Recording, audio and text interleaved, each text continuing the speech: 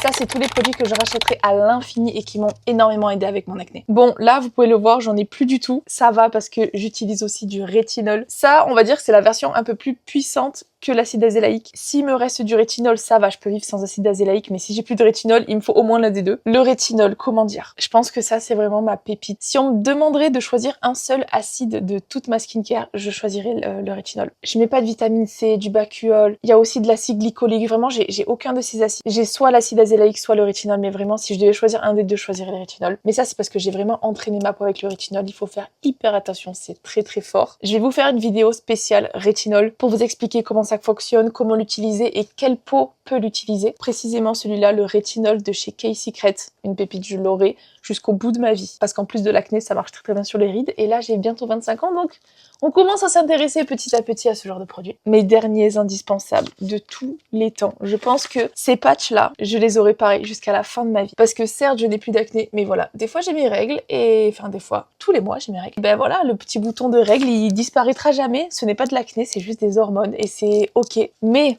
les patchs de chez Skin and Out, les gars, c'est les meilleurs que j'ai testés. Et j'en ai testé, je peux même pas vous dire le nombre de marques que j'ai testé. En plus, vous avez deux versions. Vous avez les patchs micro-aiguilles. Là, vraiment, quand vous avez des boutons qui sont vous savez, bien gros et qui font bien mal, bam, vous mettez le patch, vous appuyez pendant 30 secondes. Bon, ça fait mal, donc vous appuyez plus ou moins en fonction de votre bouton. Et le produit du patch va venir pénétrer dans le bouton. Et par-dessus, vous pouvez faire votre skincare, le patch, il partira pas. Et pour les autres boutons, vous savez, les boutons bien blancs, bien juteux là, bien...